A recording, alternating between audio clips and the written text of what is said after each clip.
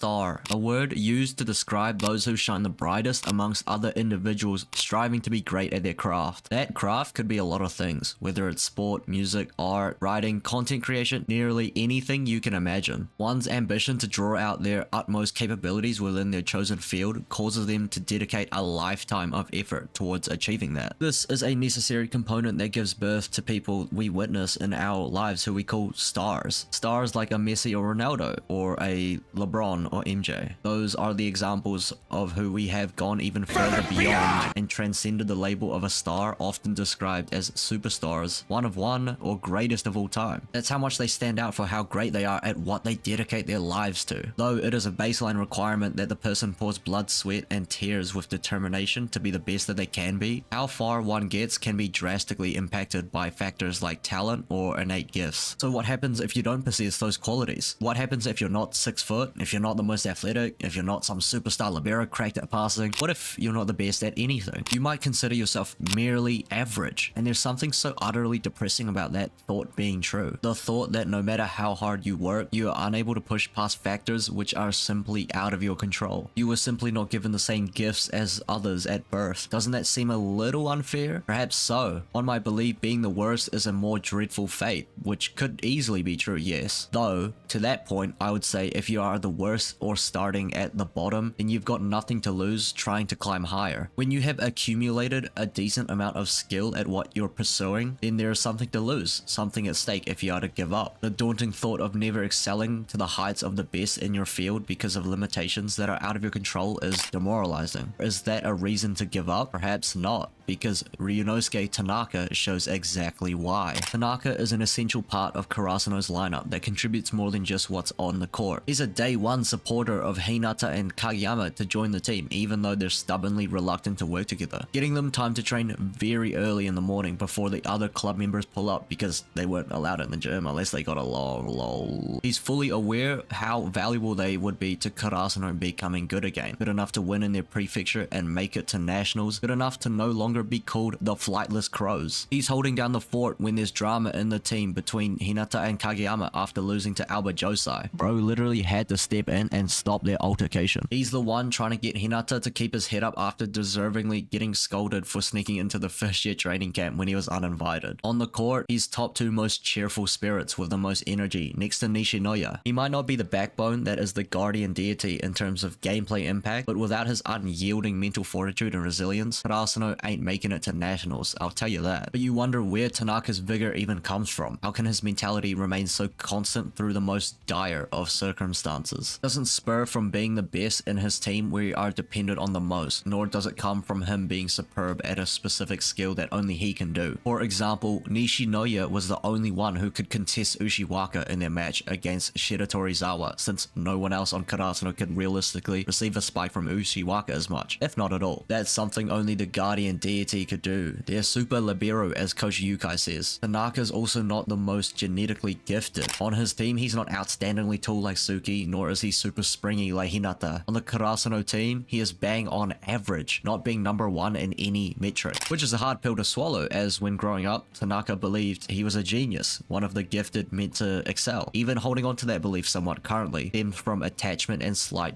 delusion to that idea. Him accepting that he will never be the guy on the team or best at anything would make most people throw in the towel. Without such pursuit at a chance to be the best, one's drive to push forward in this sport would plummet to nothing. For Tanaka, that is not a valid excuse, let alone a reason to give up. Bro doesn't even really think about useless stuff like this. However, right here, right now at Nationals, with EryiZ at top powerhouse school in the country as his opponent in front of his very eyes, his mental state crashes down, spiraling into negativity as his attempts at scoring are repeatedly shut down. Absolutely nothing is going his way, and a key piece of Karasuno's offense and backbone gets battered down. His usual slapping himself in the face can't even save him, and it only worsens as he's getting targeted. EryiZ's assistant coach notes Tanaka hasn't done anything crazy or special today, so if they are to drag Karasuno down, start with him. The easiest pickings for Atsumu, who has a cracked serve, and a good pick too if you want to make Karasuno lose confidence confidence and go quiet. Tanaka knows it too, that Atsumu's serve is aimed at him. It's nothing new for him to get targeted, like in the Albajoso match too. His attempts at reviving his confidence gets denied, with the first being accidental. Just as he gets right into position to receive Atsumu's serve, Nishinoya comes in for the save with a great receive. It's a great up, but it has Tanaka questioning himself if he's just extra lame today, dwindling his confidence even more. With a free ball from the Miya twins muck up of the minus tempo, Tanaka's attack gets completely negated once again by one of the top middle blockers of the series, Tsuna. Given another chance, he tries to hit a super sharp line shot and it just goes out. Nothing is going his way, and you can visually see on his face how much this is mentally getting to him. Regardless, he doesn't want to fall back to that moment where he chickened out of calling for a set just because he was afraid of trying again, because that's more lame than losing the match. However, when he calls for a set, Suki dishes it to Asahi. Though Asahi manages to score, this is the last straw for Tanaka. He's rock bottom, but it's not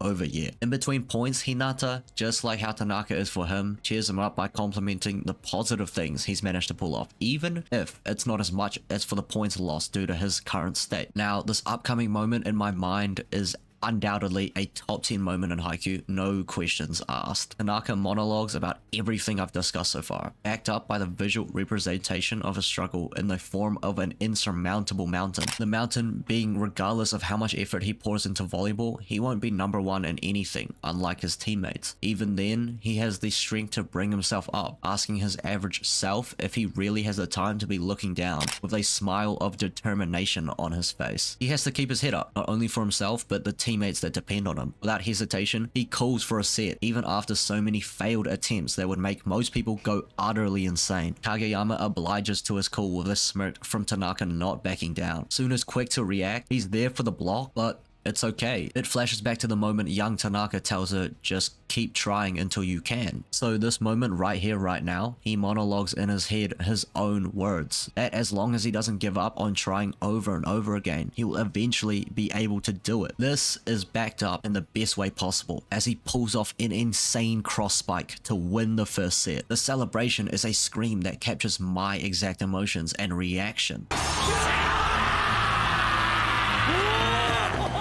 The OST that plays, Bokuto in the crowd celebrating in excitement at witnessing his move, his specialty be pulled off to clutch the set. Tanaka got that from him during training camp and has been practicing it hard. So the subtle Bokuto praise by him pulling it off is just a cherry on top. In addition, the other second years just start bursting with laughter, wondering seriously, what's with this guy? He's so awesome. I love that little touch. Aside from Noya, amongst the second years who range between mid or buns, we don't see much of them, Tanaka stands out. So even though he's merely average from a wider outlook, he's still amazing enough to pull off stuff like that, cross spike aces like Bokuto do. Even though he's average, he can still stand out, and I think that is super cool. After the set, Tanaka and Suki converse about how Suki totally aired Tanaka when he called for the ball. Suki mentions to him that his insane mental fortitude is scary. Doesn't he ever get depressed? Tanaka rebuttals that he was depressed, and Suki goes, what? When? His response is the audience's reaction, or how we perceive Tanaka. High spirit that's never down. So Suki's response perfectly encapsulates the audience's perspective on how we think the character is. Tanaka tells him it was just for a few seconds, which during the game, no one would have noticed. If that were us, we would not have noticed either. The fact that he considers mere seconds of self-doubt and down in the dumps depression is completely absurd. That's the norm for most people, and they would not label that as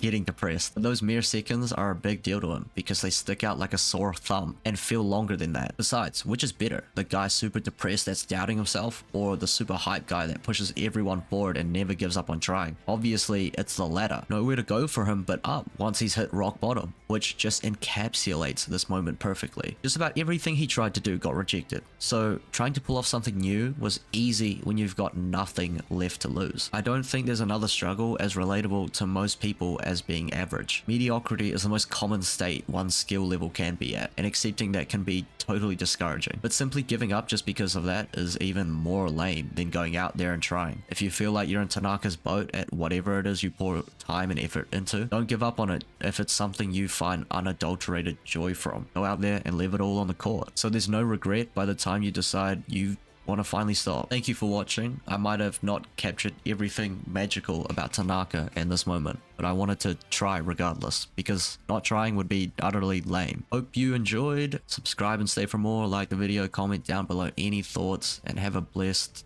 rest of your day.